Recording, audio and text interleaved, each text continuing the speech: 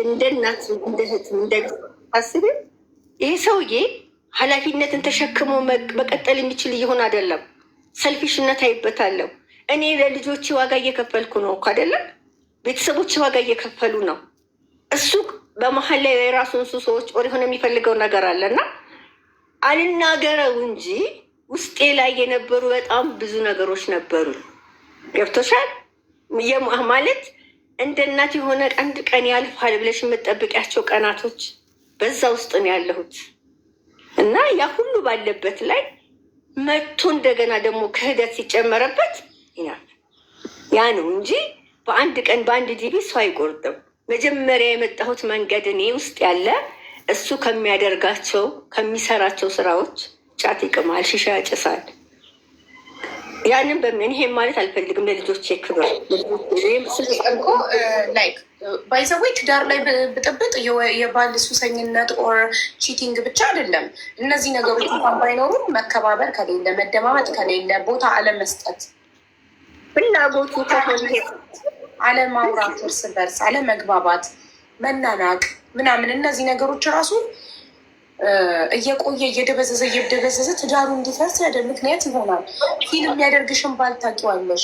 አንቺ ሲደክምሽ የሚያውቅሽ፣ ሲርብሽ የሚያውቅሽ፣ ሲከፋሽ የሚያውቅሽ፣ አቅፎ የሚያባብልሽ በቃ የህይወትን ፈተና አብረሽ የምትጋፈጭ ልክ እንደራስሽ ግማሽ አካልሽ ነው ባል አይደል? መግባባት ከሌለ መነጋገር፣ ከምንም በላይ መከባበር ነው የመጀመሪያው ነገር። ትዳር ላይ መከባበር ነው። የማያከብረኝ የማላከብረው ከሆነ ብዙ እርምጃ ወደፊት መራመድ አንችልም። ግን ላይክ እኛ አሁን ከአንድ ወገን ሰምተን አሁን እሱ ቢመጣና እዚህ ጋር ደግሞ ምን እንደሚል አናውቅም ነው። ጀሚላ በዚህ ሚዲያ ይዤ ከመምጣቴ በፊት ማለት ነው ምን አድርጌያለሁ? እንደነገርኩሽ በነፍስ አባት ገዳም በመምጠይቅ የመጨረሻ አሁን ኢትዮጵያ ሲገባ እሷ ላይ ግፍ ቢደርስ ይህን ያክል የምደሰት ሰው አይደለሁም። በሰው ደስታ ልደሰት፣ ግን ይቺን ጀዛ ይከፍላቸዋል አላህ አይቀርም። ይቺን አንዷ ዘለላ አምባ አይደለም ለ10 ዓመት የተለቀሰው የአንዷ ቀን በቂያቸው ናት። ልጄን ከቤት አስወጥቶ ሲወስድ እሱ ልጅሽ ማታ ይመጣል ብለሽ ስትጠብቂ፣ ዛሬ ይመጣል ብለሽ ስትጠብቂ ጭራሽ ሀገር ለቆ ሂዷል ስትባይ ምን ይሰማል? ደም ግፊት ቢኖረኝ፣ ስኳር ቢኖረኝ፣ ልብ ችግር ቢኖረኝ እኔ ሞቼ ነበር። ለእኔ የተመኘውን ስኳር፣ ለእኔ የተመኘውን ደም ግፊት ግን አላህ ለራሱ ነው የሰጠው። እኔ አልሐምዱሊላህ በጣም ጤነኛ ነኝ። ከነ መቻያው ሰጠኝ ልጄን። እኔ ቡቡዬ ለእኔ ጓደኛዬ ነው። ቡቡዬ ለእኔ ልጄ ብቻ አይደለም፣ እንኳን በሽታውን እና ሌላ ነገሩን አይደለም ተኝቶ ማላምነው ልጄ ነው። ልጄ አብርሃም አላህ የስራውን ይሰጠዋል፣ አይቀርም። እኔ ክፉ በሆነ የአብርሃም ኬዞች የአብርሃም በጣም ብዙ ነገሮች እጄ ገብተዋል። በአደባባይ እሱም ማዋረድ ጠፍቶኝ አይደለም። እህቲቱ ለእኔ ያኔ በ2 ልጅ ስቀጣ እሷ በ4 ልጅ ተቀጣለች። አላህ ጀዛዋን ከፍሏታል።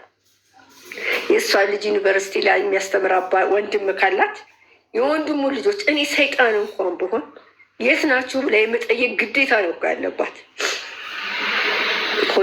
ሆድዬን ታውቂያታለሽ? የኢሳም ሀበሻ ባለቤት እኔ ለልጆቹ ነው ለሆድዬ ብዬ ዋጋ የከፈልኩ እናት አይደለሁም። ምክንያቱም አክስትነቴ ያስገደደኝ ለልጆቹ ነው።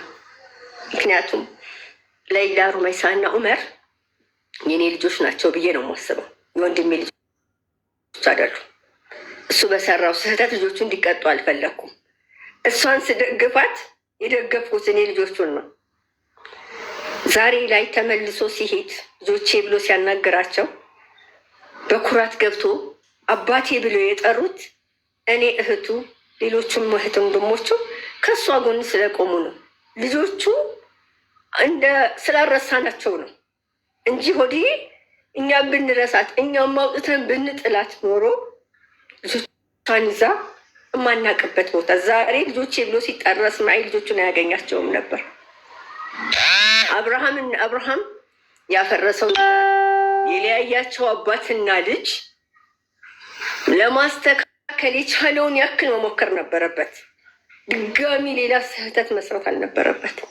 ጭራሽ አቡዬ እኔን ብር ከፍለ ኮምቦልሻ ላይ ብር ፍለጋ ነው እየተባለ ከተማ ሁሉ ስሜ እንዲጠፋ ነው የተደረኩት።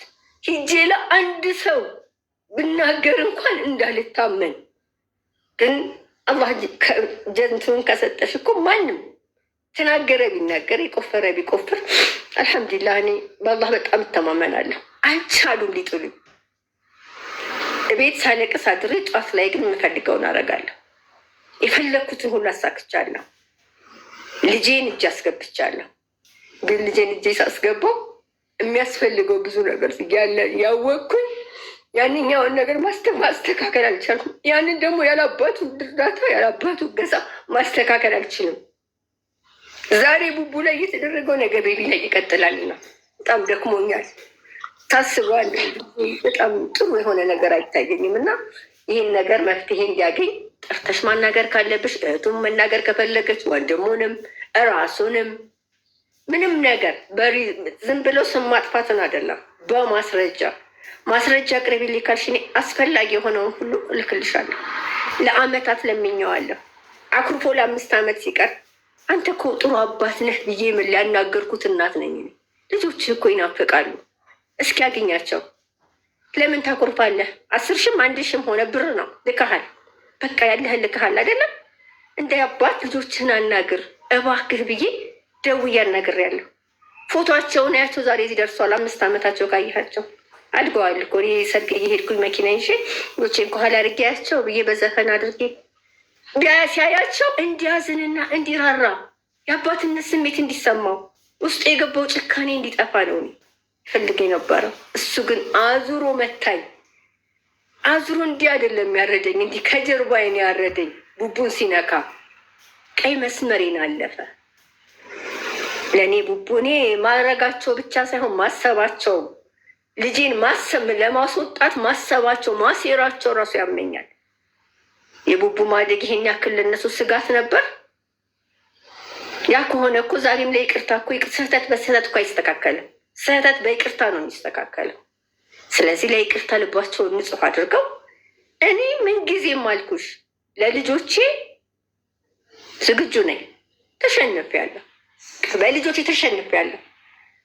ዛሬም ነገም ከነገ ወዲያም ሁሌም አባታቸው ያስፈልጋቸዋል። ልቀይሩ አልችልም። ይሄን ሰውዬ የእኔ ሚስትነትና የእኔ ባልነት እና የእናሱ ወንድምና እህትነት እንጂ ባልና ሚስትነት ሊቀጥል እንደማይችል ድሮ የሞተ ነገር ነው፣ የዛሬ 11 ዓመት። ስለዚህ ከዚህ በኋላ ህይወቱን ይኑር፣ እኔም ህይወት ልኑር። ጥሩ አባት ይሁን፣ የሚገባቸውን ህይወት ይስጣቸው። እኔ አይምሮ ይረፍ። እስኪ ለእኔ ልጆች አሜሪካ ብርቅ ነው እንዴ? ክልክል ነው እንዴ? ዛሬ 5 ዓመት ሲቲዝን ሲሆን ፓስፖርት መውጣት እኮ ይችል ነበር። ለቡቡ ጭቃ ቤት ኮምቦልቻ ይመኝለታል ለልጁ።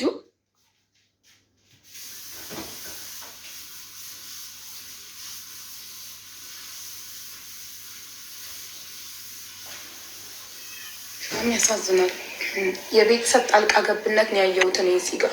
ስለዚህ በተቻላቸው መጠን ማስተካከል ቢችሉ አሁን ኢትዮ ኢንፎርም ይህን ነገር ዩቱብም ላይ ይለቀቃል። ቦታ ቦታቸው መለጥ በማንኛውም አብርሃምን በመስሪያ ቤቱ በጓደኞቹ፣ እህቴቱን በጎረቤቶቿ በጓደኞቿ፣ እሱም ሁሉም ሊጠየቁልኝ ይፈልጋሉ። ምክንያቱም እዚህ ጋር ባቆመው ይቅር ብዬ ተወው ነበር። ዛሬ ባቆመው ቤቢ ላይ ይቀጥላል። የእኔ ዝምታ ነው የእኔ ዋጋ እየከፈልኩም ዝም ብዬ ነገሮችን ማለፌ ነው ስሜን እንዲያጠፉ ዛሬ ላይ ያደረጉት። እማይሆን ስም መስጠት ሁሉ ይፈልጋሉ። አንቺ አልፈልግህም ይሉት። በቃ ከዚህ በኋላ ብለሽ የተወሽውን ሰው እኮ ድጋሚ ዝርሽ አታዩም አይደለ እንዴ? እንኳን በመጥፎ ልትፈልግ እንኳን በሌላ ልታስብ። እኔ መጥፎ ሰው በሆን እኮ ፍርድ ቤት ነው መገትረው። ኢትዮጵያ ውስጥ ነው ያለው በአሁን ሰዓት። እኔ እሱ ያለበትን ማግኘት አይከብደኝም። ሁሉ ነገር ቀላሌ ነው። የሚውልበትን የሚቅምበትን እያንዳንዱ የሚያመሽበትን አውቃለሁ። ብፈልግ ሄድለታለሁ። አላረኩትም። ልጆቼ አባታችንን ከሳለች፣ አባታችንን እንዲህ አድርጋለች እንዲሉኝ አልፈልግም። የምችለውን አድርጌ በአቅሜ ማሳደግን እንጂ እሱ ጋር ሳፋጣው ስገባና ስነጋገር እንዲያዩኝ ስለማል ለልጆቼ ክብር ስል ነው እስከዛሬ የቻልኩት። አሁን ሲገባ ለ5 ዓመታት አለማየቱን አርአያ ይዤ ህፃናትና እናቶች ጋር ሄጄ ክስ መስርቼ ከሀገር እንዳይወጣ ሳግጄ ነገሮችን ማስሄድ ይችል ነበር። አልፈለኩም ይሄን አይነቱን መንገድ። አሁን ግን ይጠየቃል በስርዓቱ። የልጆቹን መንገድ ያስተካክላል አያስተካክልም፣ ባለበት ሀገር ህግ ድረስ እንዲጠየቅልኝ። እናት ማልቀስ የለባትም ከሰዎች ጋር። ስንት እናት ናት እያለቀሰች ያለችው? በህፃናትና እናቶች ጋር ተያይዞ ውጭ ጉዳይ ሆኖ በትዳር ለ8 ዓመት አብረን ኖረናል።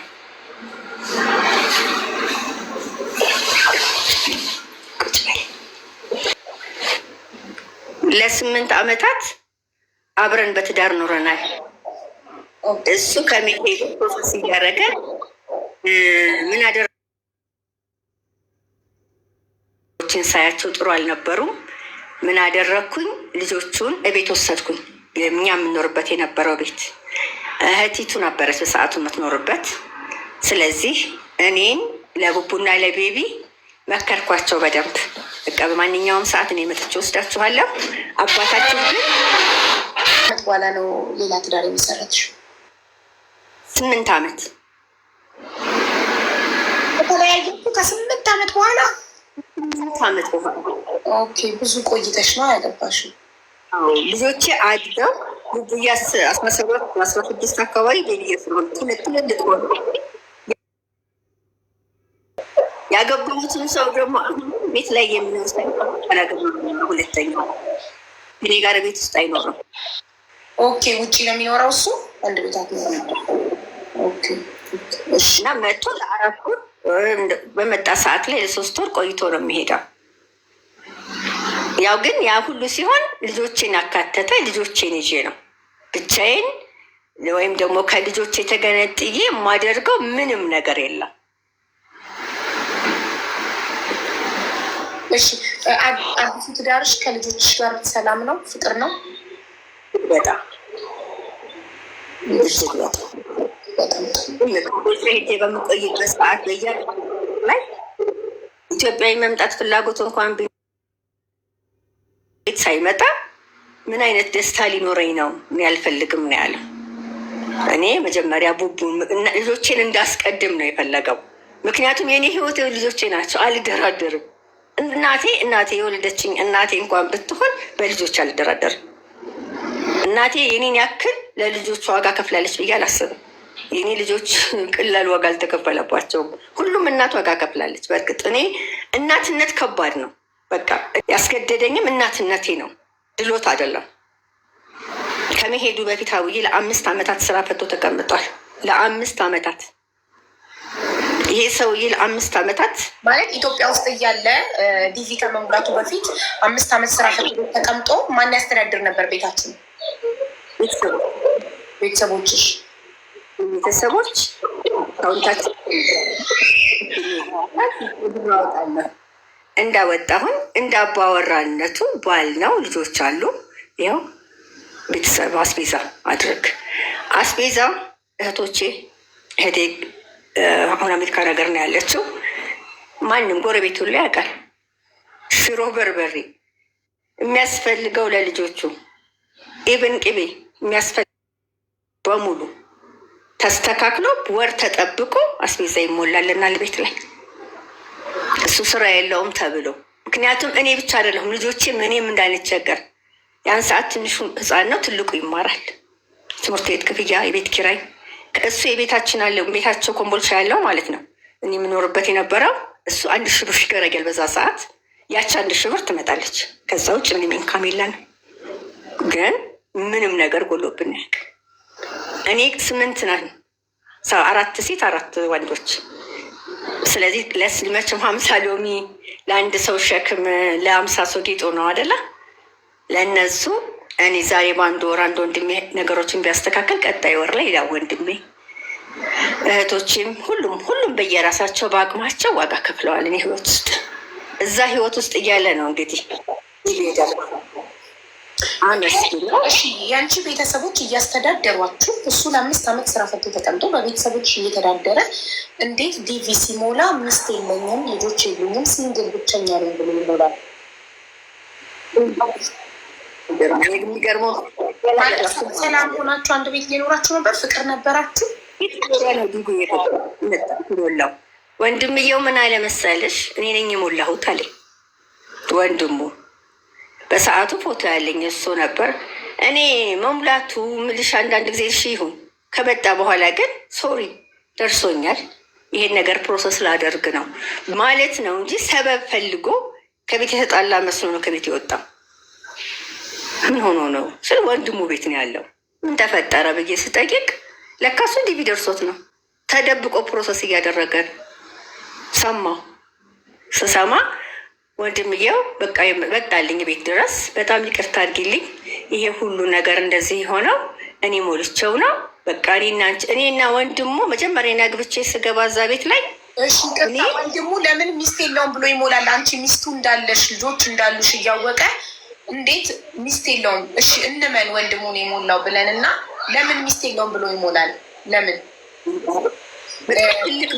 ባለቤቱን ካልናቁ አጥር አይነቀንቁ ነው። ባልየው በትዳሩ የማይደራደር ሰው ከሆነ ወንድም ደፍሮ ትዳር የለውም ብሎ ሊሞላ አይችልም። ትዳር እንደገና ደግሞ ወንድምየው በእኛ ህይወት ውስጥ ያለው አስተዋጽኦ የት ድረስ ነው ብለሽ ብትባል አልጠየቅሽም። ግን የነበረው አስተዋጽኦ አንድ ነገር ሲፈልግ ወንድሙ ሂዶ ሲጠይቀው የሚመልስለት መልስ በጣም ያስጠላ ነበር። በግልጽ አማርኛ መጥቶ እኔ በሱ የተነሳ በወንድ ጓደኞች ፊት ልፈር ወይ ብሎኛል። ለወንድም ለሱ አልነገርኩት፣ አሁን ነው የምናገረው። እኔ በሱ የተነሳ ተሸማቀኩኝ። እሱ ስጋና እሱ ቅንጦት ከፈለገ ከኔ ጓደኞች እየከፈለ እንዴት ነው የሚኖረው? እኔ ደከመኝ በሱ የተነሳ ሁሉ ብሎ ማለት ወንድምየው ነው ላንቺ የሚልሽ ስለባልሽ ስለባል እንደዚህ ወንድም ለወንድም እንኳን ይተማማሉ ማለት ወንድም እንዴት ወንድሙን አሳልፎ ለባዳ ይሰጣል? አንቺ እኮ ባዳ ነሽ ለሱ አይደል? ያ ብቻ አይደል? አንቺ ወንድም ሚስት ነሽ፣ ባዳ ነሽ ለሱ። እሱ ስጋው ወንድሙ ሰው መጥቶ ለአንቺ ወንድሙን ሲያማ የገዛ የእናቱን ልጅ ስጋውን ለባዳ አሳልፎ እየሰጠ ነው ወንድምየው እሱ ስራ ፈልጋለሁ ብሎ በቃ በዛ በነበረው ኮሚሽን ተነስቶ አዲስ አበባ ሄዷል። አዲስ አበባ ሄዶ ስራ እየፈለገ እንግዲህ አልተሳካለትም። ይጥራል፣ ስራ ለመስራት ይጥራል። ረጅም ዓመት ስራ ላይ ነበር። እንግዲህ አላህ አላሳካለትም። እኔ ስራ መፍታትን ፈልጎ ተቀመጠ የምለው ሰው አይደለም። አላማውን በዚህ ሰዓት ላይ ቢችልና ቢያገኝ ምን የሚሰራ ነበር? በሰዓቱ ተነስቶ አዲስ አበባ ቆይቶ ስራ ማግኘት አልቻለም። ተመልሶ ሊመጣ ነው ወደ ኮምቦልቻ። እኔ እንደሚመጣ አላውቅም። እሱ ለካ ወንድሙ ጋር ተነጋግረዋል። ይህ ረመዳን ነው ወቅቱ። ረመዳን ወር ላይ ድንገት በር እንደዚህ ስንወጣ ብቅ አለ። ምን ልበለው? አንድ ባልሽ ነው፣ ልጆቹ አሉ። ባባ ብሎ ሩጦ ሂደው ተጠመጠሙ። ተለያዩ ብዬ ማለት አልችልም። ለምን ዝም ብለህ መጣ? ሳትናገር መጣ? እንዴት መጣ ማለት አልፈለግኩም። ዝም አልኩኝ። ከዛ ወንድምዬው ጋር ደወልኩ። ልክ ስደውል አንዱን ጥሪ አየና ዘጋው፣ ስልኩን አጠፋ። ብደውል አያነሳም፣ አይመልስም ስልክ፣ እንዳይሄድበት ነው። በኋላ ምንድን ነው አልኩት። ረመዳን እንግዲህ አፉታ ሰዓት ነው። እኔ ክፉም ደግም መናገር አልፈለግኩም። በዛ ወር ላይ ኢድህን በሰላም ዋል፣ መሪያ ማስተካከል የሚገባህን ነገር ማስተካከል ነበረብህ አልኩት። በዛ መሀል ላይ ረመዳን ከወጣ በኋላ ምንድን ነው ስለው ቀንዳመጣ ቤቴ ስላለኝ ነው፣ መሄጃ የለኝም አለ። እኔን አላህ አቀማጥሎ እያኖረኝ የእነዚህ ልጆች አባት መሄጃ የለኝም የሚል ካፉ እየወጣ ሂዱጣ ከዚህ ብዬ አላባረረው። እንኳን ባልሽ ሰው በቃ እንግዲህ ሁለተኛ እንዲህ አድርጌ ሰላቴን ሰግጄ በዚህ ገብቶ ማለት ነገር አለ። ሰላት የሚሰገደው ላላህ ነው፣ ለጀሚል አይደለም። ስለዚህ በቃ በአውፍታ ዘግተ ነው ሰላማዊ ህይወት ቀጠል። ከዛ በኋላ ነው እንግዲህ ወንድም ዲቪ እንደዛ ብሎ የሞላው። በጣም የሚገርመኝም ይሄ ነው። እህቱ ጋር ምሳውን ርቦት ሊበላ ሲሄድ የሚበላ የለኝም ብላ አባርረዋለች። ራሱ ነው መጥቶ የነገረኝ። ወላሂ ልዓዚም በአላህ ስምዬ ነው የምናገረው። ከአንድም 2-3 ጊዜ ምግብ የለም ብላ ከባሏ ጋር ሆና ከቤቱ አባረዋለች። እህቱ እና እሱ የቤተሰብ የውርስ ቤት አላቸው። አንድን ቤት ሽጣለች፣ በእሷ ምክንያት የተሸጠው። ሁለተኛውን ቤት እንሽጥ ስትለው መጣና ቤት እንሽጥ እያሉ ነው አለ። ብር ነው። እኔ ሰልፊሽ ሴት በሆን ኖሮ ያን ግቢ ቤት ሽጥና ኮንዶሚኒየም ግዛልን ማለት ጠፍቶኝ አይደለም። እንደዚህ አይነት ስግብግብ ቤተሰብም እኔ አላሳደገኝም። ምንድን ነው ያልኩት? አንተ ስራ የለህም። ሲጀመር የአባትና የእናት የተወረሰ ቤት ተሽጦ ሌላ ቢቻል ተጨምሮ የአባት ስም ይጠራበታል። ቢቻል ባይቻል ደግሞ ራስህ ትኖርበታለህ በሆነ መንገድ እንጂ አንተ ስራ የለህም። ይሄ ኢንካም የቤተሰቦች ድንገት ቢያቆሙ የሆነ ሰው ምንም ቢያደርግ አንድ ነገር ቢፈጠር የት እንወድቃለን? ስለዚህ ቤት አትሸጥም፣ አይሆንም። ስዕል አንሸጥም። ወንድም ቤት አለው ልሽጥ ብሎ ቢስማማ፣ እህት ቤት አላት ልሽጥ ብላ ብትስማማ፣ እኛ ግን ቤት የለንም። ስለዚህ አርፈህ ተቀመጥ አልኩኝ። ብቻ እንደው ያን ሁሉ አልኩ፣ በዛም በዚህም አልኩኝ። ብዙ ነገር ተፈጠረ። እህቲቱ ለምን ቤት አልተሸጠም ብላ ለ3 ዓመት ከ5 ወር ኩርፍ እንደነበሩ ነው ማቅ ዲቪን ያስታረቃቸው ማለት ዲቪ እሷ ምን ይጠቅማታል? ዲቪ ሲደርሰው በቃ ብላ አንድ ሆነች መጥቀም ብቻ ልጆቿን እያስተማረ ነው። አሁን እሷ አባሏ ተፋታለች። ደግሞ አንድ ቤት ተከራይቶና ልጆቿ ያስተምራታል። እህትም ጓደኛም እናትም ምንም ሁና እሷ ናት እየኖረች ያለችው። ለልጆቹ ኬር የለውም። እሷም ለልጆቹ ወንድሜ ልጆች ናቸው ብላ መተጠየቃም አግኝታ ምን ብላም አታውቅም፣ አናግራም አታውቅም፣ ዙራም አይታችሁ አታውቅም ለ10 ምናምን ዓመታት። አሁን ነው ልጄ ከቤት ሲያስወጡ ያገኘኋቸው። እሺ ብቻሽን ሆነሽ ስታስቢ ጀሚላ ያሳለፋችሁት የፍቅር ጊዜ የትዳር ህይወት ጥሩ ነበረ? ምንድን ያነሳሳው ይህ ሰውዬ እንደዚህ ለመለወጥ እንደዚህ ልጆቹ ላይ እኔ ላይ ለመጨከን ብለሽ ታስቢያለሽ? በጣም አስባለሁ።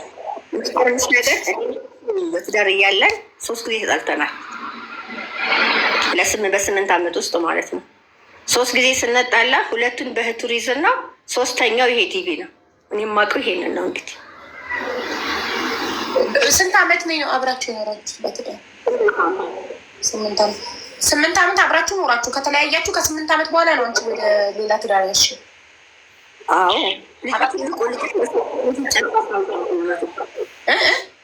ልጄ ትልቁ የመጀመሪያ ልጄ 18ኛ ዓመቱን ጨርሶ ወደ 19ኛ ዓመት። ኦኬ 8 ዓመት አብራችሁ ኖራችሁ። እሱ ወደ አሜሪካ ሲሄድ ልጃችሁ የ8 ዓመት ልጅ ነበር የመጀመሪያ ልጃችሁ። 8 ዓመት እኮ በጣም ረጅም ጊዜ ነው። 8 ዓመት አንድ ጣራ ውስጥ የኖሩ 2 ባልና ሚስቶች ጥሩ ክፉን ደጉን አብረው ያሳለፉ ላይ በዚህ እኔ ግራ ገባኝ። እንዴት ለምን ደስተኛ ከነበረ በትዳሩ 2 ልጆች አፍርቶ በትዳሩ ለምንድን ነው ተደብቆ ከትዳሩ? መቼም ከትዳር አሜሪካ አይበልጥም ማለት በለጠ። እኔ ጠይቄዋለሁ፣ ይሄንንም ብያለሁ። ምን መለሰልሽ? ለምን ምን አድርገን እኔ ምን አድርጌ ይላል? ደስተኛ ከነበርክ በትዳሩ 5 ዓመታት የነበረው ችግር ለምን ይሄን አረጋችሁ ስላቸው በቃ እኛ ሂደን አስተካክለን ቀጣይ ለልጆቹና ለአባቱ የሚያደርገውን ያደርጋል። ቀጣይ ለሚፈጠረው ነገር ያው ዞሮ ዞሮ መቼም ማንም ሰው የሚያስበው አባት ኦር እናት የሆነ ነገር ጥሩ ነገር ከገጠመ ያው ለልጆቹ ነው የሚለው አይደለም።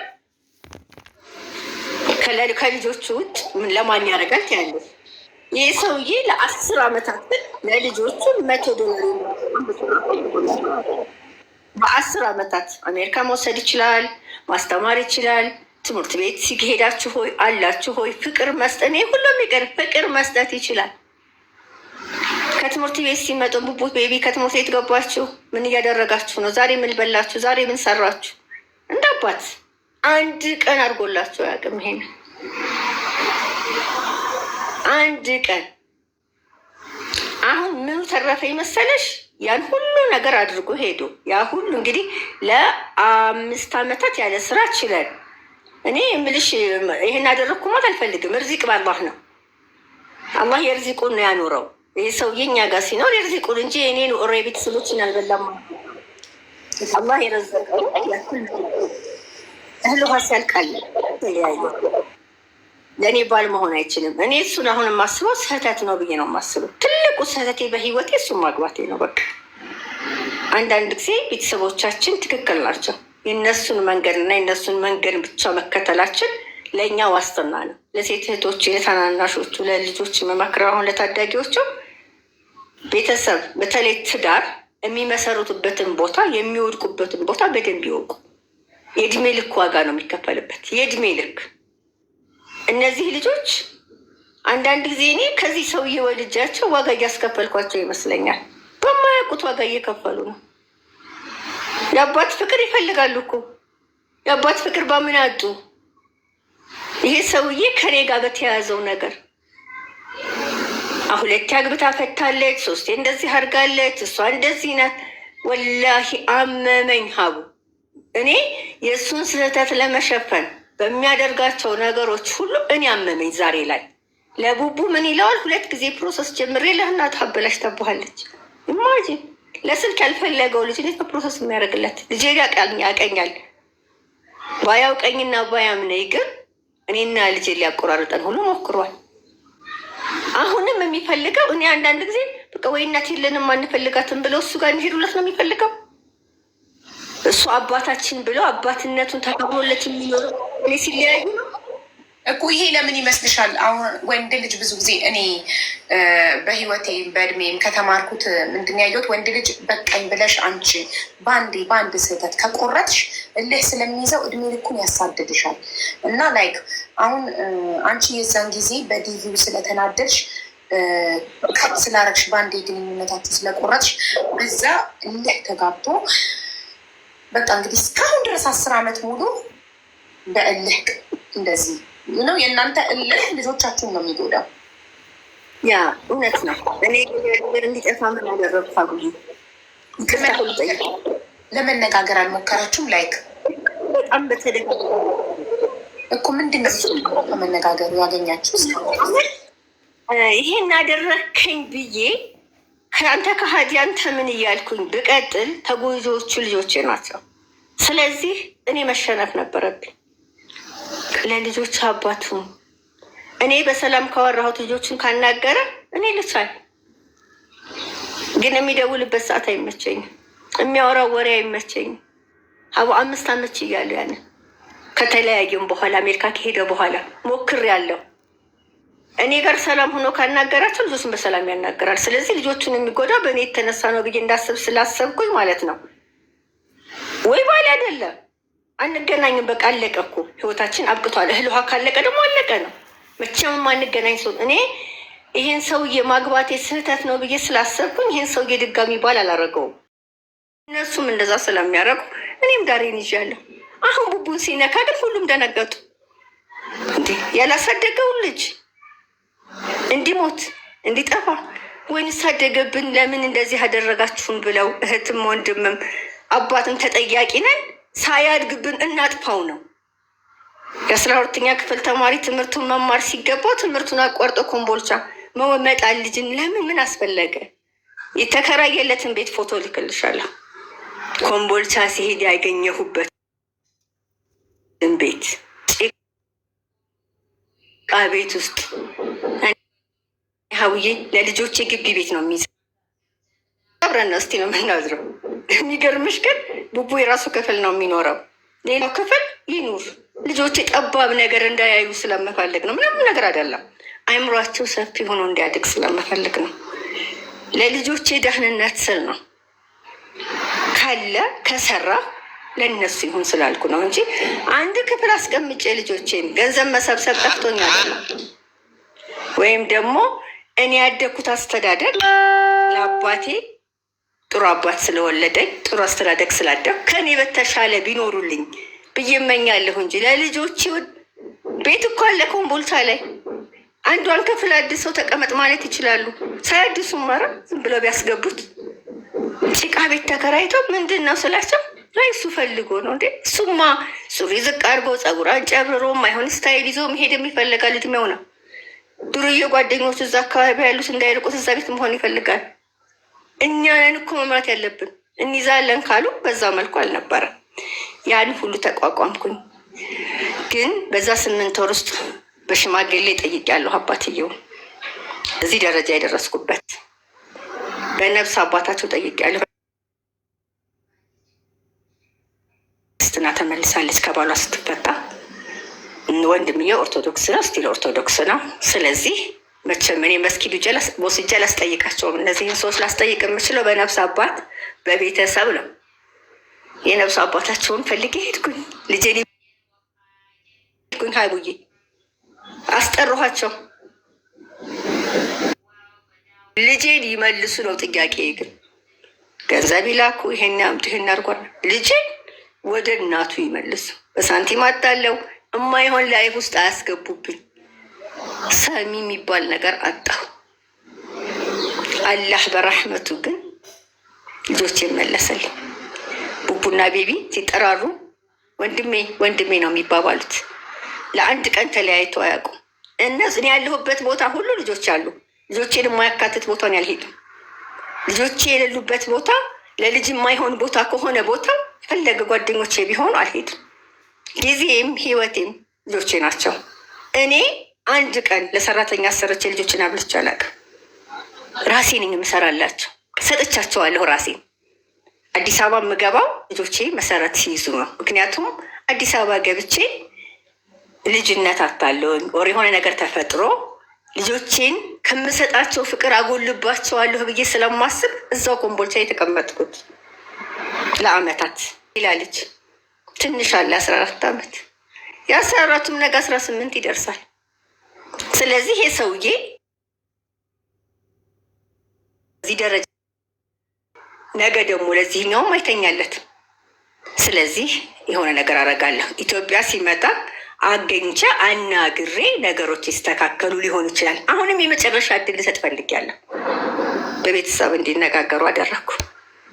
በቤተሰብ በኩል ያንን ጥያቄ አስቀረብኩኝ።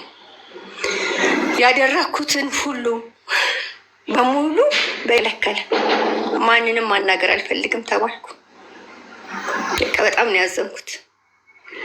ቡቡዬን እሱ ወደ ሀገር ሲገባ በአሁኑ በመጨረሻውም ወደ ሀገር ሲገባ ሀቡ አየር መንገድ ሂደው እንዲቀበሉት ቀኑን ብሰማ ሂዱ ብዬ ብል ልጆቹ ሂደው እንዳይቀበሉት ተደረገ። ተደበቀ። ሚስጥር አደረጉባቸው።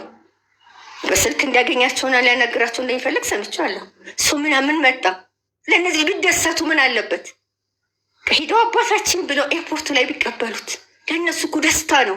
አባቴ ሲመጣ ቢሉ ምን ችግር አለው? ይሄን ሁሉ ይቅርታ ማል ነው